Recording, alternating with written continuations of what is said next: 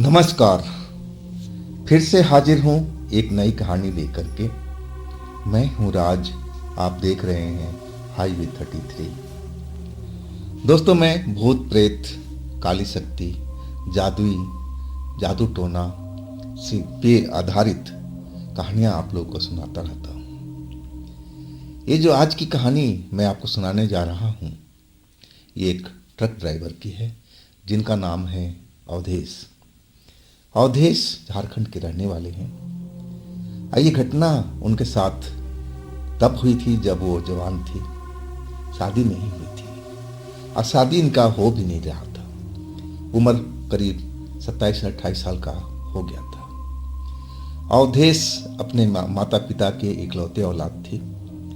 जब ये 3 साल के थे तब खेतों में काम करते वक्त इनके पिता की सांप काटने से मौत हो गई थी और उस सदमे को इनकी माता ने अपने दिल में बिठा लिया और सदमे से वो काफ़ी दिन तक तो जिंदा रही, लेकिन फिर वो उनका मौत हो चुका था। बर्दाश्त नहीं कर पाई अपने पति की मौत को। इसके बाद जो इनका पालन पोषण हुआ इनके चाचा चाची के हाथों में। जब ये जवान हो गए, अब देखिए माता पिता अलग चीज़ है, चाचा चाची अलग है, प्यार जरूर देते हैं लेकिन अपने औलादों को ज़्यादा करते हैं, अक्सर ऐसा देखा जाता है।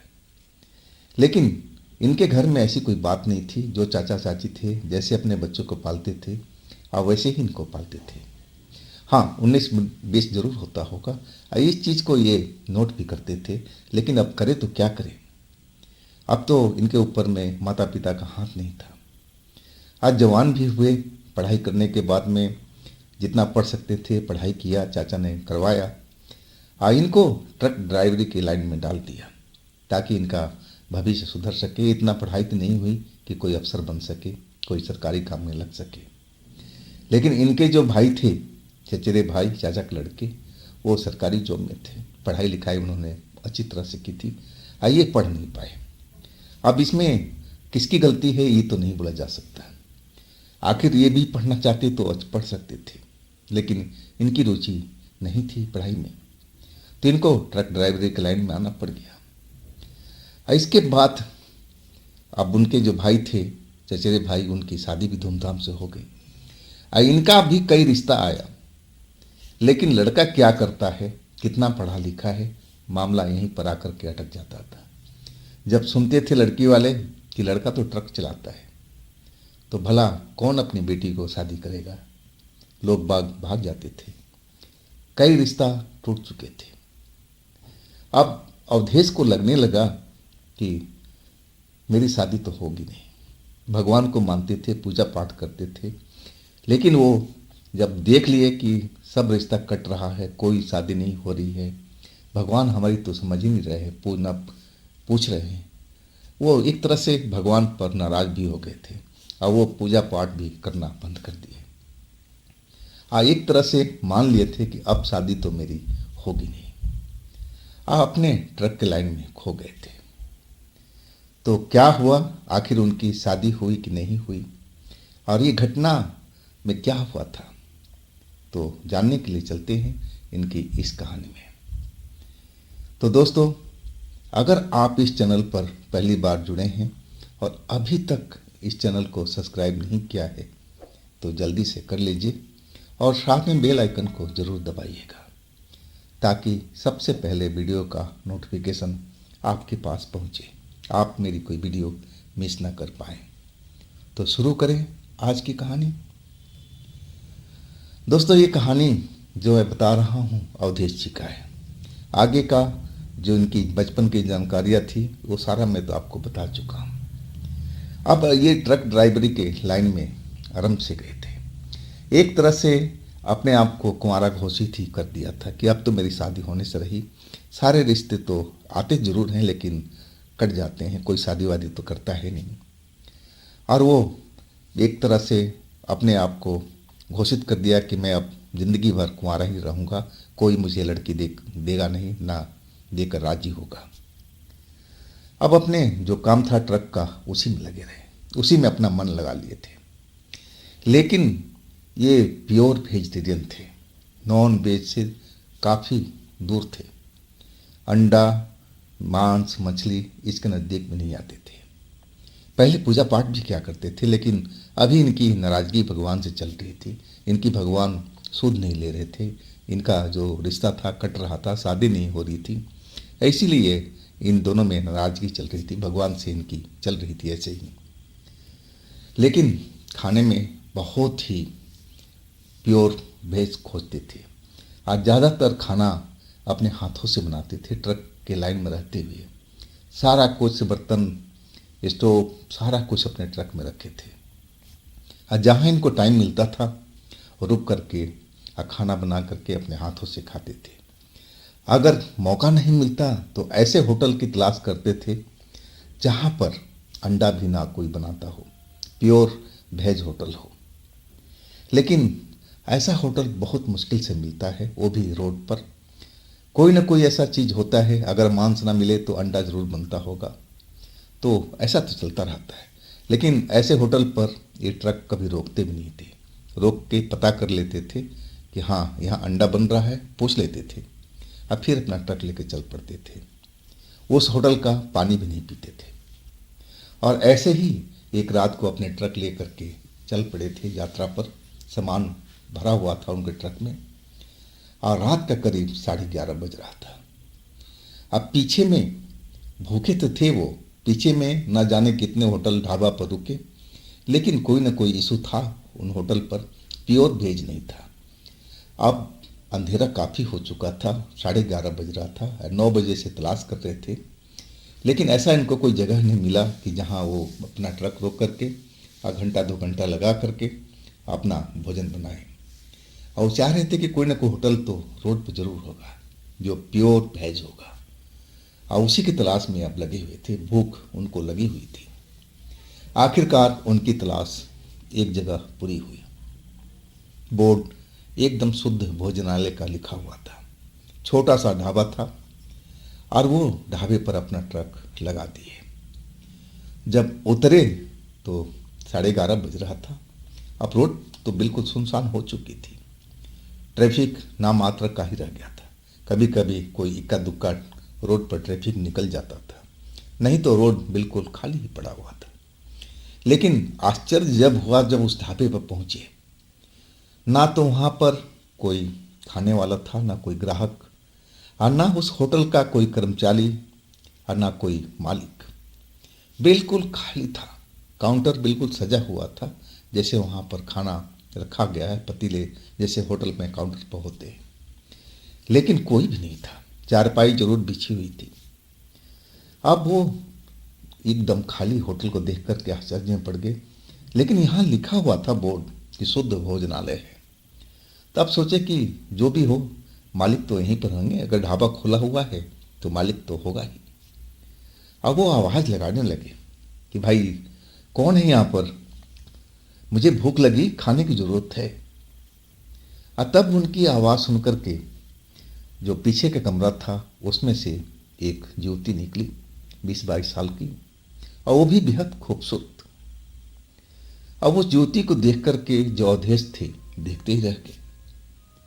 अब उनकी निगाहें उस युवती के चेहरे पर थी। इतना सुंदर चेहरा, इतना सुंदर शरीर देख करके और उनके मन में कई तरह के धारणा चलने लगी कि काश ऐसी लड़की से मेरी शादी हो जाती तो मेरी जीवन धन्य हो जाता। लेकिन प्रभु तो मेरी बात को सुनते ही नहीं है। मैं तो काफ़ी दिनों तक पूजा किया कि प्रभु मेरी शादी करवा दो, लेकिन करवा के राजी नहीं हो रहे हैं। इसीलिए अवधेश जी भगवान से नाराज़गी चल रही थी, पूजा पाठ बंद कर दिया था। और उस लड़की को देख करके उनके मन में जो इच्छाएं थी बिल्कुल जागृत हो गई थी। और वो एक टक उस लड़की की तरफ देख रहे थे और लड़की भी इन्हीं की तरफ देख रही थी। वो भी एक टक, ये भी जवान थे, सुंदर थे। लेकिन आखिरकार वही लड़की बोली, क्या आपको भोजन चाहिए, खाना चाहिए? तब जाकर के अवधेश उस लड़की के चेहरे से नज़र हटाया और शर्मिला थे वो। उनको लगा कि ऐसे किसी लड़की को घूरना नहीं चाहिए, बुरी बात है। लेकिन अपनी मन की इच्छा थी, वो दबा नहीं पा रहे थे। वो देख करके ही सूख लेना चाहते थे उस लड़की को। अपने मन को शांत करना चाहते थे। इतनी सुंदर थी ही वो। तब वो बोले, हाँ जी हाँ जी, मैं तो भोजन के लिए यहाँ आया हूँ, क्या भोजन मिल जाएगा आपके यहाँ पर? वो लड़की हंसते हुए कहने लगी कि जब ढाबा हमने खोल रखा है तो भोजन जरूर मिलेगा, क्या खाएंगे आप? तब अवधेश कहने लगे कि जो भी खाना है शुद्ध होना चाहिए, मैं नॉन वेज बिल्कुल नहीं खाता हूँ। वो लड़की हंसकर कहने लगी कि बिल्कुल आप सही होटल पर आए हैं, यहाँ नॉन वेज बनता भी नहीं है, और आप बैठ जाइए। खाली चारपाई थी, इशारा किया लड़की ने, तो अवधेश को लगा कि अब जाकर बैठ जाना चाहिए। अवधेश खाली चारपाई पर चले गए। अब फिर वो लड़की कहने लगी कि आप बताइए सब्जी में क्या लेंगे, कौन सी सब्जी खाना पसंद करेंगे? अब बहुत सारी सब्जी का नाम भी बताई। अवधेश उसमें से अपने मनपसंद सब्जी को चूज किए। तब वो लड़की बोली कि बस आधा घंटा इंतज़ार करना होगा, हाँ मैं स्वादिष्ट खाना आपको परोस दूंगी, लेकिन आधा घंटा सब्र रखिए, मैं जानती हूँ कि आप भूखे हैं, भूख लगी हुई है। वो शायद मन की बात पढ़ रही थी लड़की, ऐसा अवधेश जी को लगा था, क्योंकि अवधेश जी काफ़ी भूखे थे। अब वो लड़की काउंटर पर जो चूल्हा था उसमें अपना काम करना शुरू कर दिया। उसका चेहरा दूसरी साइड में था, अवधेश पीछे बैठे हुए थे, लेकिन पीछे का शरीर देख कर के उनकी जो आंखें थी ठंडक ले रहे थे, एक तरह से उस लड़की को एक टक घूरे जा रहे थे। अब बड़ा उनको आनंद आ रहा था इस चीज़ में देखने में। और नौजवान थे, अब शादी न हुई थी, इनकी क्या गलती है? अब इसी लड़की को देख करके अपने जो दिल की प्यास थी उसको शांत करने की कोशिश कर रहे थे। अब मन में कल्पना कर रहे थे कि हे भगवान, ऐसी ही किसी लड़की से मेरी शादी करवा दो, तब मैं आपको मानूंगा, पूजा करना शुरू कर दूंगा। अब भगवान तो ज़रूर सुनते हैं, वो तो खैर बात की बात है। अब वो लड़की अपने काम में लगी हुई थी। आज जो इनका ट्रक था साइड में रोड के किनारे खड़ा था। जब 10-15 मिनट हो गया और लड़की अपने खाना बनाने में उलझी हुई थी, अब बार बार उसी की तरफ इनकी निगाहें लगी रहती थी, वो उस लड़की को, शरीर को देखते थे। अब तब उनका ध्यान अपने ट्रक की तरफ गया। जब ट्रक की तरफ गया ना, तो वहाँ पर देखा कि एक फकीर जैसा व्यक्ति उनके ट्रक के पास में खड़ा है, और वो इसी ढाबे की तरफ देख रहा है। एक ट्रक घुर जा रहा है वहाँ से, लेकिन थोड़ी दूरी ज़्यादा थी, और वो कुछ इशारे भी कर रहा था, जैसे अवधेश को बुला रहा हो। जिसकी ट्रक है, अब ट्रक तो अवधेश का ही थे, तो अवधेश को ही बुलाएगा। अब ये सब देखे तो उसकी हुलिया देख करके समझ में नहीं आया कि आखिर ये कैसा इंसान है। फकीर जैसा लग रहा है, कपड़े पुराने पुराने, सर के बाल बड़े बड़े, दाढ़ी भी बड़ी बड़ी। तो ना जाने क्यों सोच करके वो चारपाई से उठ खड़े हुए। और तब वो लड़की जब उनको उठता हुआ देखा, जो खाने बनाने में व्यस्त थी, और कहने लगी, कहाँ जा रहे हैं आप? खाना बस रेडी हो गया है, बस 2 मिनट में आपको परोस रही हूँ। अब फिर वो आगे बढ़ने चाहा, क्योंकि वो इंसान वहाँ खड़ा दिखाई दे रहा है ट्रक के पास में, और वो समझे कोई हमारे ट्रक का नुकसान ना कर दे, क्योंकि उसका हुलिया ही देख करके लग रहा था कि जैसे कोई पागल हो, बड़े बड़े बाल, कपड़े पुराने ऐसे दिख रहे थे, और वो जाना चाहते थे। और वो लड़की का भी निगाह उनके ट्रक के पास उस इंसान पर पड़ गया, और तभी वो चीख के करने लगी, अरे खबरदार, उसके पास मत जाइएगा, वो पागल है, सनकी है, आपको घायल कर देगा, आप बिल्कुल मत जाना, आप बैठ जाओ बैठ जाओ आप। अब लड़की इतना बोली तो वो भी सहम गए कि हो सकता है ये लड़की सही कह रही हो, अगर मैं वहाँ जाऊँ तो ये कहीं व्यक्ति मुझ पर हमला न कर दे। अब वो फिर वापस आकर के अपनी चारपाई पर बैठ गए। लड़की फिर अपने काम में व्यस्त हो गई थी।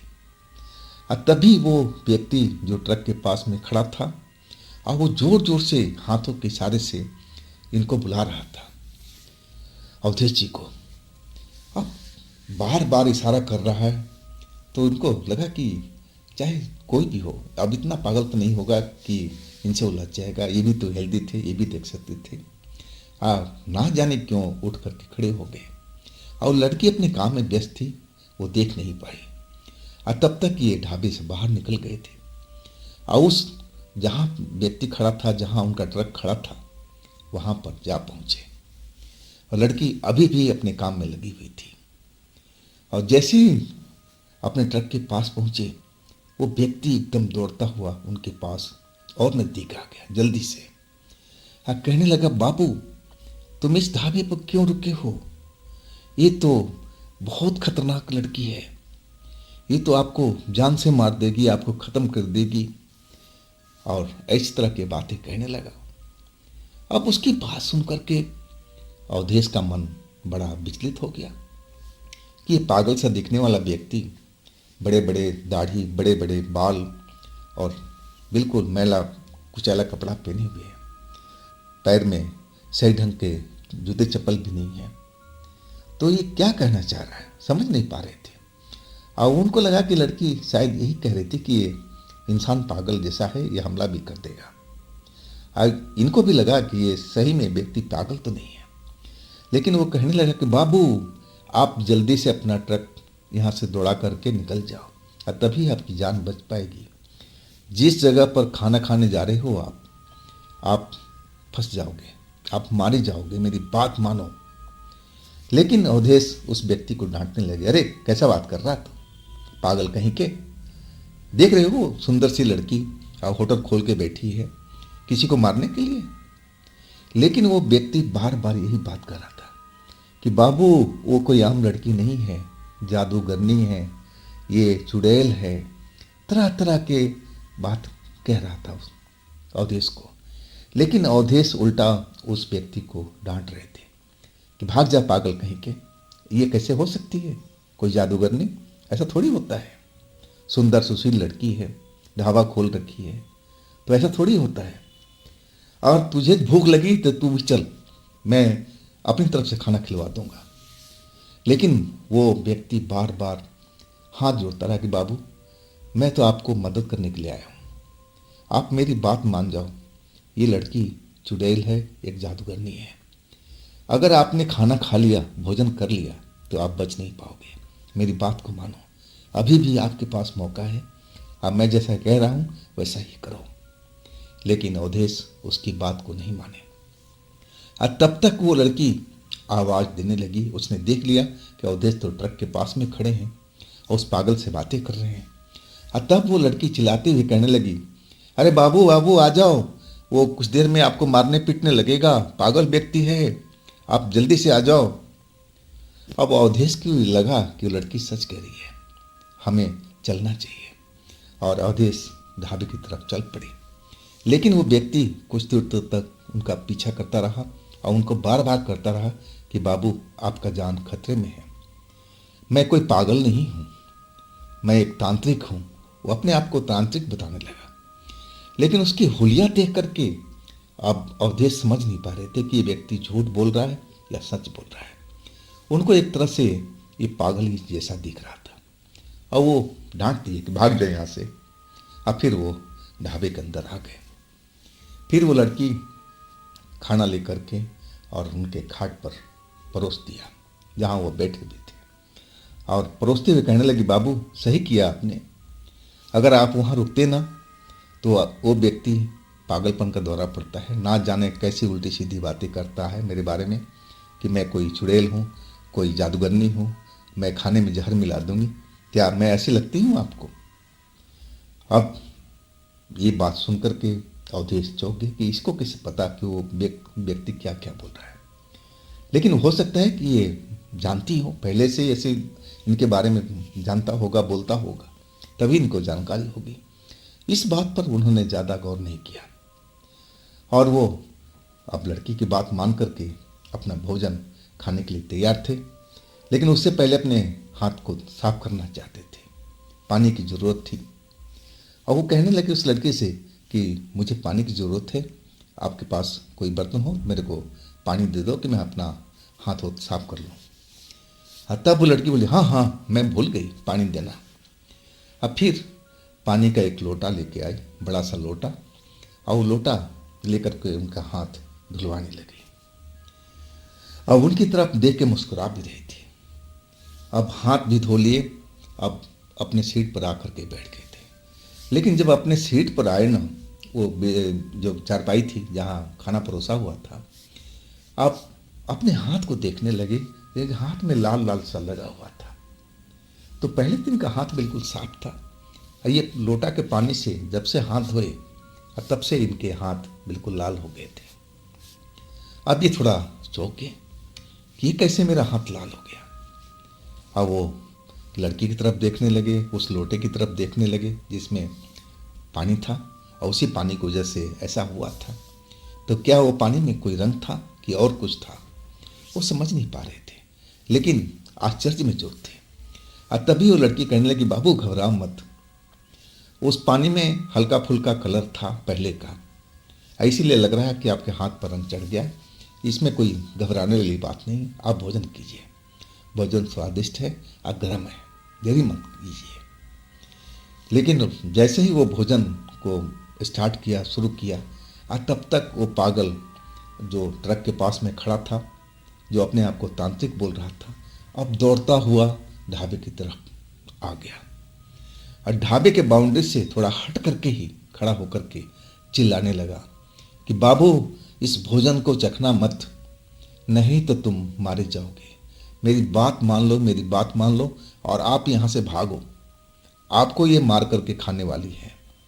अभी आपने देखा होगा कि आपके हाथों पर लाल रंग चढ़ गया है। वो लाल रंग नहीं है बाबू, वो खून है, खून है, मेरी कहना मानो। और जब ये सब बातें वो व्यक्ति दूर से बोलने लगा, तो अवधेश के मन में थोड़ा शंका सी हो गई कि आखिर वो व्यक्ति इतना कुछ कैसे जानता है इसके बारे में, और ये कैसे देख लिया कि मेरे हाथों में लाल रंग चढ़ा हुआ।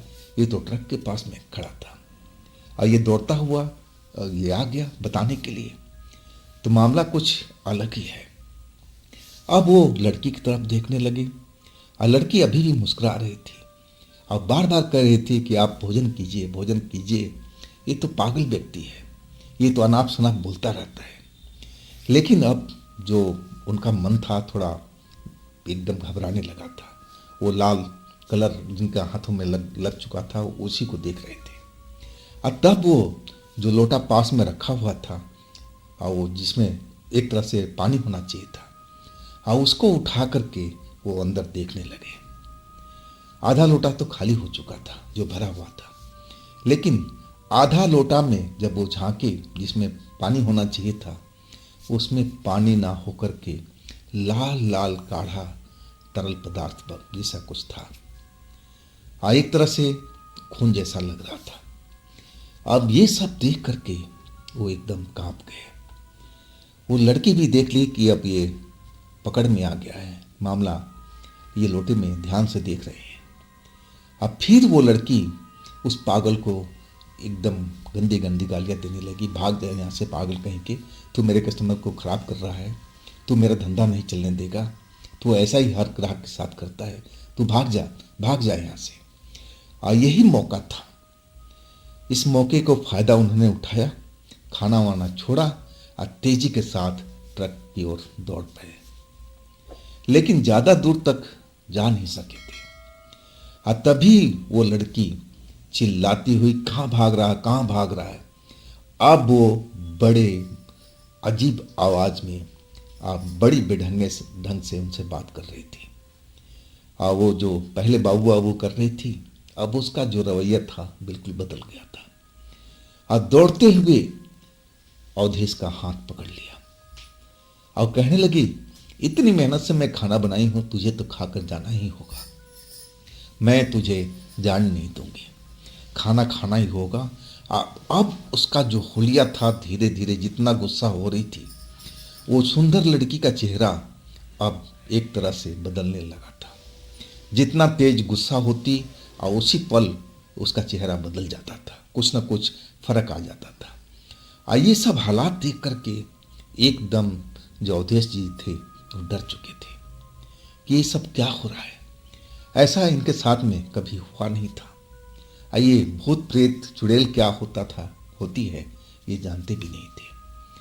अब अवधेश जी एकदम डर चुके थे और वो लड़की इनका हाथ पकड़ रखी है, नाजुक से दिखने वाली लड़की, और एक तगड़ा व्यक्ति युवक का हाथ पकड़ करके रोक रखी है। मामूली बात है क्या? अब वो उनका हाथ पकड़ करके ढाबे की तरफ खींचे जा रही है और अवधेश जी अपने को बचाने की कोशिश कर रहे हैं ताकि हम उसके साथ न जा पाए और वो अपने ट्रक की तरफ भागे, लेकिन ऐसा वो कर नहीं पा रहे थे। वो लड़की जबरदस्ती उनको खींचे जा रही थी और उनके कदम लड़खड़ा रहे थे कि अब कुछ देर में शायद वो लड़की उनको खींच करके ढाबे में ले जाती। लेकिन उसी वक्त जो अपने आप को तांत्रिक कहता था और ओझा कहता था, वो पागल सा व्यक्ति अब इनके पास आ गया और जोर जोर से उस लड़की को डांटने लगा, अरे छोड़ दे इस युवक को, इसने तेरा क्या बिगाड़ा है, क्यों हत्या कर रही है इसको, कितने को खाएगी तू, तेरा पेट कभी भरेगा कि नहीं भरेगा, अब तो इस जगह से तू भाग जा। और इस तरह की बातें कर रहा था और अवधेश का हाथ एक साइड से उसने पकड़ लिया और वो अपनी तरफ खींचने लगा और इधर लड़की अपने तरफ खींच रही थी। अब तो इसका जो हुलिया था बिल्कुल जैसे वो तांत्रिक कह रहा था पागल से व्यक्ति कि ये चुड़ैल है, कोई जादूगर नहीं है, और वैसे ही इनका हुलिया लड़की का हो चुका था।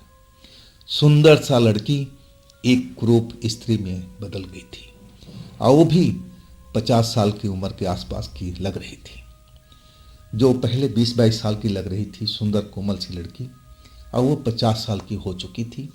चेहरे पर झुर्रियाँ पड़ी हुई थी, आंखें बड़ी बड़ी और बड़े बदसूरत चेहरा था और हाथ में भी बिल्कुल दाग धब्बे, नाखून बड़े बड़े, ऐसा ही हो चुका था। अब तो अवधेश ने सब कुछ देख लिया कि ये तो 100% जो ये तांत्रिक बोल रहा था पागल से व्यक्ति, ये तो कोई ज़रूर जादूगरनी है या फिर चुड़ैल है। अब वो बिल्कुल कांप गए थे, डरे हुए थे। उधर लड़की चुड़ैल जो अपने ओर खींच रही है, इधर जो तांत्रिक पागल सा व्यक्ति अपनी ओर खींच रहा है। और तब तक इनको भगवान याद आ गए। भगवान से इनकी दुश्मनी चल रही थी, शादी की वजह से इनकी शादी नहीं हो पा रही थी। अब भगवान को ये भूल चुके थे, लेकिन अब इनको लगा कि ऐसे ही वक्त में अब भगवान मदद करते हैं। अब वो अपने जो इष्ट देव हैं उनको याद करने लगे, हे प्रभु जल्दी से मेरी रक्षा करो इस लड़की से, इस चुड़ैल से, मुझे बचा लो प्रभु, मुझे बचा लो, मैं आपको भूलूंगा नहीं प्रभु, मेरी जान बचा लो। अब बार बार अपने इष्ट देव को याद करने लगे और रोने लगे कि प्रभु मेरी रक्षा कीजिए, रक्षा कीजिए। तब तक वो जो तांत्रिक पागल सा व्यक्ति था अब जोर से झटका मारा और चुड़ैल से इनकी हाथ छूट गई। और इसके बाद हाथ पकड़े और दौड़ते हुए ट्रक के पास दोनों जा पहुंचे। और वो लड़की एकदम बेचैन होकर के, अब तो लड़की नहीं थी, वो चुड़ैल बन गई थी और जोर जोर से चिल्ला रही थी। उस पागल जो तांत्रिक था उसको गालियां दे रही थी, गंदे गंदे शब्द का प्रयोग कर रही थी। और तब तक वो लोग ट्रक के पास दोनों के दोनों पहुंच गए थे। और वो पागल सा व्यक्ति जो अपने आप को तांत्रिक कह रहा था बोला, बाबू जल्दी से ट्रक में सवार हो जाओ और फिर ट्रक भगाओ। और वो भी खुद उस ट्रक में आ चुका था। और इसके बाद अवधेश देरी नहीं किए और तेजी के साथ ट्रक को आगे बढ़ा दिया। अवधेश कांप रहे थे डर के मारे, लेकिन वो तांत्रिक साथ में था ना, पागल सा देखने वाला व्यक्ति, उनका जो दिमाग को शांत करने की कोशिश कर रहा था, क्योंकि वो जानता था कि ऐसे ही हालात में ट्रक एक्सीडेंट हो जाता है। और वो संभाल रहा था अवधेश को कि घबराओ मत, सब कुछ ठीक हो जाएगा, बस इस जगह से हम आगे निकल जाएं, बस इसका इलाका पीछे रह जाएगा, फिर ये हमारा कुछ नहीं बिगाड़ पाएगी, सब कुछ सही हो जाएगा, अब तो हम लोग निकल रहे हैं, अब डरने वाली बात नहीं है। उस तांत्रिक ने अवधेश को संभाल के रखा। इसके बाद अवधेश जो थे ट्रक को चला रहे थे अपने कांपते हाथों से, और उनको लग रहा था कि ट्रक संभल नहीं पाएंगे, लेकिन बगल में बैठा व्यक्ति और वो बिल्कुल अवधेश को संभाल रहा था कि घबराओ मत, सब कुछ ठीक हो जाएगा। और फिर उस एरिया को वो पार कर चुके थे। और तब तांत्रिक बोला कि देखो अब हम उस जगह से निकल चुके हैं, अब डरने की आवश्यकता नहीं है, अब तुम्हें भोजन करना है ना, तो मैं तुम्हें अब भोजन कराता हूँ एक अच्छी सी ढाबा में।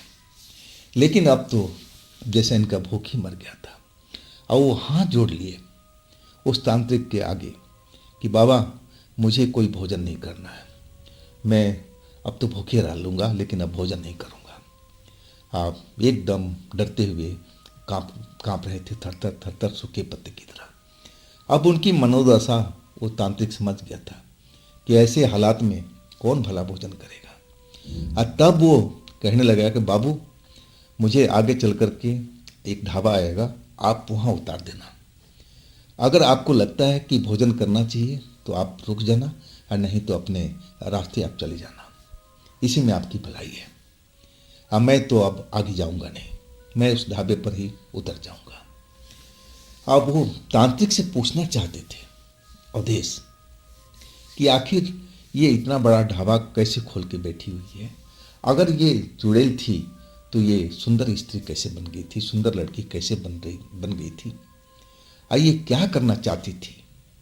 तरह तरह के मन में सवाल उठ रहे थे, लेकिन वो उनका जवान साथ नहीं दे रहा था, डरे हुए थे तो पूछ नहीं पा रहे थे। लेकिन तांत्रिक उनके मन की बात सब जान गया था। अब वो कहने लगा कि आप जानना चाहती है ना कि आखिर ये कौन है, इस जगह पर ढाबा खोल कर क्यों बैठी हुई है, और सुंदर लड़की आखिर चुड़ैल कैसे बन गई। अब फिर एक एक करके बताने लगा। वो कहने लगा कि जो लड़की है, जो सुंदर ढाबा खोल रखी थी, वास्तव में एक चुड़ैल ही है, और वो एक छलावा चुड़ैल है। वो कई तरह का रूप धारण कर सकती है, जो चाहे कर सकती है, लेकिन किसके लिए? वो सिर्फ जवान लड़के को खून पीने के लिए। और जब तक किसी लड़की का खून ना पिए उसको चैन नहीं आता है, और उसकी जो शक्तियाँ हैं वो धीरे धीरे गायब हो जाती है। और इस तरह का स्वांग करती है, एक तरह का माहौल क्रिएट करती है कि जैसे ढाबा खोल रखी हो, ढाबे में तरह तरह का व्यंजन है, और कोई न कोई जवान लड़का जरूर फंसेगा। और जवान लड़के को ही ढूंढती थी, उनका जवान खून पीने के लिए, ताकि उसकी जो जादुई शक्ति है हमेशा बरकरार रहे। और वही ये सब करती थी।